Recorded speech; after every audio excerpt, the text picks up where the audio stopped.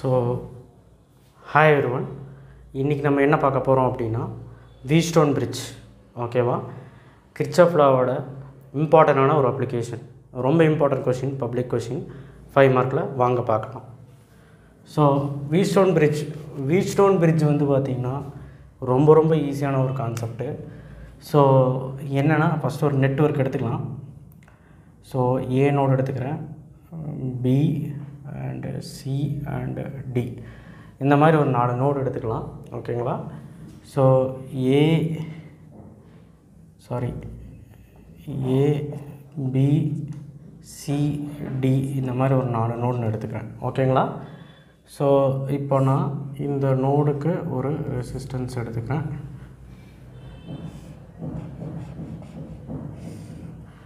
இந்த மாதிரி சிம்பிளாக வரைஞ்சிங்கனாலே போதும்.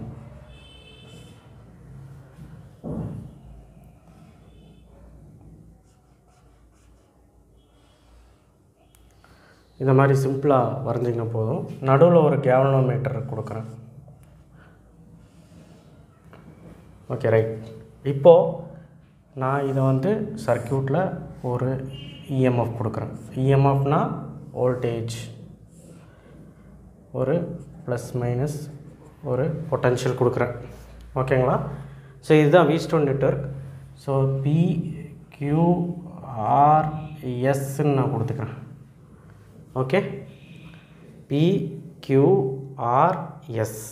ஓகே, ஸோ ரொம்ப சிம்பிள். இதில் வந்து கரண்ட்டு போகிற மாதிரி நான் வச்சுக்கிறேன். ஓகேவா? ஸோ கரண்ட் வந்து எப்படியெல்லாம் எடுத்துக்கணும் அப்படின்னு ஞாபகம் வச்சுக்கினாலே போதும். கரண்ட் வந்து சிம்பிளாக எடுத்துக்கலாம். இப்போது கரண்ட் வந்து பார்த்திங்கன்னா I1 இப்படி எடுத்துக்கலாம், I2 இந்த டைரெக்ஷன் எடுத்துக்கலாம். ஸோ இந்த கரண்ட் ரெண்டாக இப்படி பிரிஞ்சு இப்படி போகுது. அப்போ இங்கே வரையில் என்ன ஆகும் அப்படின்னா, I3 இப்படி வரும், I4 இப்படி வரும்.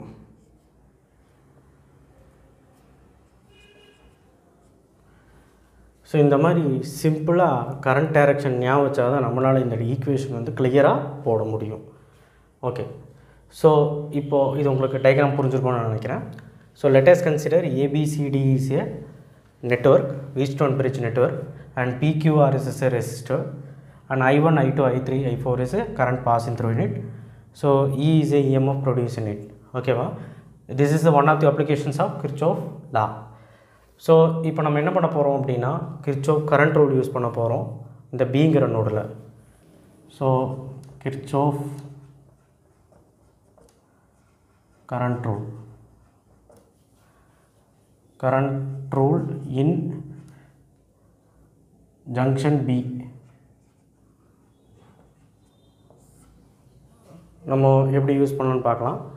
நான் முதல்ல சொன்ன மாதிரி கரண்ட் ரூல் என்ன, இன்கமிங் கரண்ட்டெல்லாம் ப்ளஸ்ஸு, அவுட் கோயிங் கரண்ட்டெல்லாம் மைனஸ் ஞாபகம் வச்சுக்கோங்க. அப்போ இன்கமிங் கரண்ட், அப்போது ஐஜிங்கிற கரண்ட், கேல்வனோமீட்டர் கரண்ட் இப்படி போகுது. ஸோ இந்த நோடை நான் எடுத்துக்கிறேன். ஸோ உள்ளே வர கரண்ட் வந்து I1. ஸோ அப்போ ப்ளஸ் I1. இந்த நோட்லேருந்து வெளியே போகிற கரண்ட் வந்து மைனஸ் ஐஜி. இந்த நோட்லேருந்து திரும்ப வெளியே போகிற கரண்ட் வந்து I3 minus I3 equal to 0. So ரொம்ப சிம்பிள். இங்கே நீங்கள் கையை வச்சுக்கோங்க. இந்த நோடில் உள்ளே வர கரண்ட் வந்து ப்ளஸ்ஸு, வெளியே போகிற கரண்ட் வந்து மைனஸ். ஓகேங்களா? ரொம்ப சிம்பிள். ஸோ அடுத்தது Kirchhoff current rule in junction D.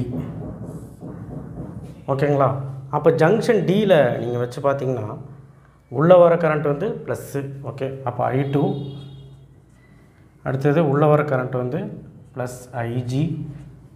So வெளியே போகிற கரண்ட் வந்து I4. அப்போ மைனஸ் I4 ஈக்குவல் டு 0. ரொம்ப சிம்பிள். பாருங்கள், I2 உள்ளே வருது, ப்ளஸ் போட்டேன், ஐஜி உள்ளே வருது, ப்ளஸ் போட்டுட்டேன், I4 வந்து இந்த நோட்லேருந்து வெளியே போகுது. அப்போ என்னாச்சு? Minus I4 equal to 0. ரொம்ப சிம்பிள். ஸோ அடுத்தது கிர்ச்சாஃப் வோல்டேஜ் ரூல் யூஸ் பண்ணுறேன். வோல்டேஜ் ரூல் க்ளோஸ்டு பாத்துக்கு யூஸ் பண்ணுறேன். க்ளோஸ்டு பாத்துக்கு வோல்டேஜ் ரூல் தான் நான் யூஸ் பண்ணேன். க்ளோஸ்டு பாத், இந்த க்ளோஸ்டு பாத் எடுத்துக்கலாம், ABDA.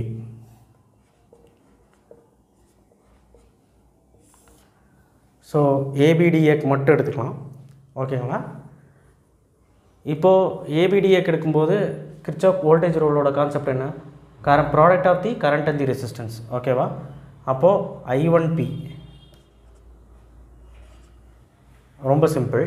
ஸோ அடுத்தது இந்த டைரெக்ஷனில் தான் கரண்ட் போகுது. So IgG plus IgG. ஓகேங்களா? ஸோ அடுத்தது இதுக்கு டைரெக்ஷனில் வரும்போது ஆப்போசிட்டில் ஒரு கரண்ட் வருது பாருங்கள். ஸோ அதனால் மைனஸ் I2R ஈக்குவல் டு 0. ரொம்ப சிம்பிள். ஸோ I1P டைரெக்ஷன் ஸ்ட்ரைட்டாக தான் போகுது ப்ளஸ் IgG, அதனால் இது ஆப்போசிட்டில் வருது, அதனால் மைனஸ் I2R ஈக்குவல் டு 0. ஓகேவா? ஸோ அடுத்தது கிர்ச்சாஃப்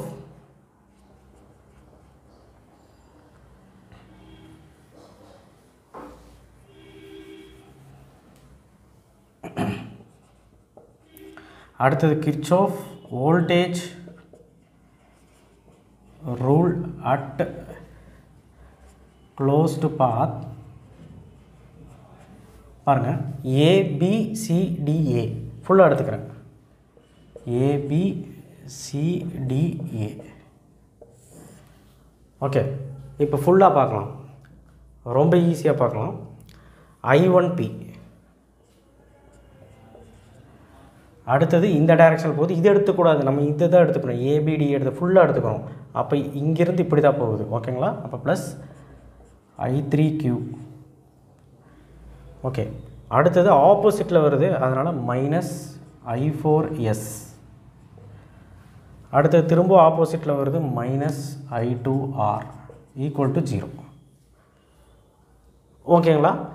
ஸோ பாருங்கள் எவ்வளோ ஈஸியாக முடிஞ்சிருக்கு. I1P, I3Q, ஆப்போசிட்டில் வருது I4S, ஆப்போசிட்டில் வருது I2R. ஓகே, ஸோ இந்த மாதிரி ரொம்ப சிம்பிளாக போட்டுக்கோங்க. ஸோ இப்போ என்ன ஆகுது அப்படின்னா, கேல்வனோமீட்டர் வந்து நல் டிஃப்ளெக்ஷன் காட்டும் எப்போனா பிலையும் டிலையும் சேம் பொட்டன்ஷியல் அப்ளை ஆகும்போது. அப்போ the potential difference becomes 0 in the B and D. அப்போது B and Dயில் சேம் பொட்டன்ஷியல் ஆக்ட் ஆகும்போது, ஓகேவா, galvanometer current become 0. Okay, so அப்போ கரண்ட்டு பிகம் 0னா இந்த சைடு கரண்ட்டே போகாது. ஸோ அப்போது பிரிட்ஜ் பேலன்ஸ் கண்டிஷன் அப்ளை வரும். So bridge will balanced. So potential becomes 0, potential difference become 0. So அப்போ நம்ம என்ன பண்ணுறோம் அப்படின்னா, bridge balance condition வந்தனால I1P is equal to, நம்ம ஃபஸ்ட்டு வந்துட்டு கரண்ட் எடுத்துக்கலாம். I1 equal to I2, I3 equal to I4. okay okay right.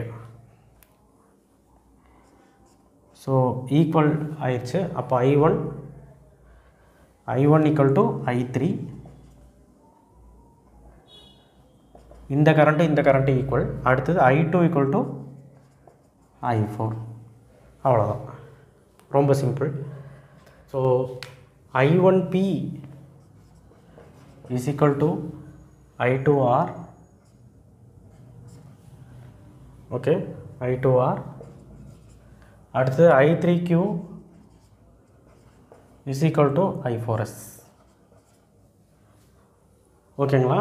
So bridge balance கண்டிஷனுங்கிறப்போ எனக்கு கரண்ட்டு ரெசிஸ்டன்ஸு இந்த சைடு ஈக்குவல் ஆகுது, கரண்ட்டு மட்டும் இந்த சைடு ஈக்குவல் ஆகுது. ஓகேவா? ஸோ ரொம்ப சிம்பிளாக இப்போ போட்டுடலாம். இது வந்து ஃபஸ்ட் ஈக்குவேஷன், இது செகண்ட் ஈக்குவேஷன், இது தேர்ட் ஈக்குவேஷன், இது ஃபோர்த் ஈக்குவேஷன், இது ஃபிஃப்த் ஈக்குவேஷன், இது சிக்ஸ்த் ஈக்குவேஷன், இது செவன்த் ஈக்குவேஷன், இது எயித் ஈக்குவேஷன். இந்த மாதிரி நீங்கள் எல்லா ஈக்குவேஷனும் நோட்டிஃபை பண்ணுங்கள். நெக்ஸ்ட் இப்போ நம்ம என்ன பண்ண போகிறோம் அப்படின்னா, இதை ரெண்டையும் டிவைட் பண்ணுறோம். ஓகே,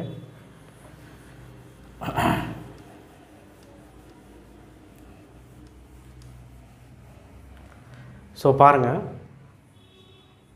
7/8.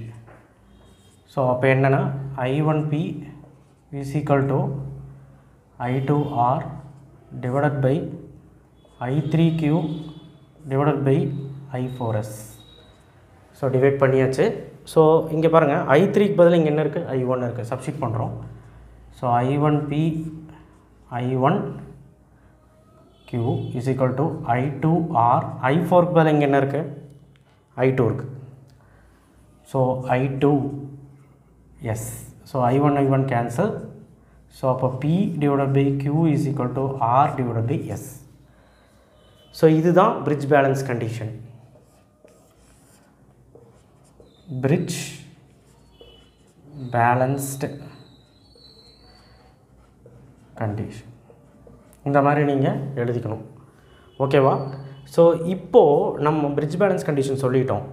இப்போது இங்கே பாருங்கள், P மட்டும் நான் இப்படி வச்சுக்கிறேன், இந்த Q இந்த பக்கம் கொண்டு போகிறோம். அப்போ QR divided by S.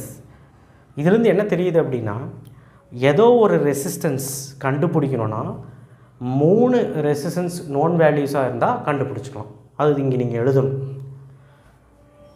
If we known values of Q, R, S, we can determine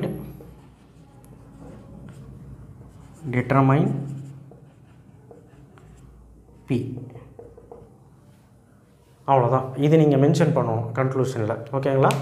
so ரொம்ப சிம்பிளாக உங்களுக்கு புரிஞ்சிருக்கும்னு நினைக்கிறேன். நெட்வொர்க்கு பாருங்கள். நெட்வொர்க் டயக்ராம் ரொம்ப முக்கியம், கரண்ட் டைரக்ஷன் முக்கியம். ஸோ மெதுவாக சால்வ் பண்ணி பாருங்கள். ரொம்ப ஈஸியான 5 மார்க். இந்த வருஷம் பப்ளிக்கில் கன்ஃபார்ம் கேட்குற 5 மார்க். ஸோ எல்லா வருஷம் பப்ளிக்லையும் கேட்கக்கூடிய ஒரு 5 மார்க். ரொம்ப இம்பார்ட்டன்ட். JEE நீட் எக்ஸாமுக்கெல்லாம் ரொம்ப இம்பார்ட்டன்ட் கொஷின். ஸோ உங்களுக்கு இது புரிஞ்சிருக்கும்னு நினைக்கிறேன். ஸோ நெக்ஸ்ட் வீடியோவில் பார்ப்போம். தேங்க்யூ.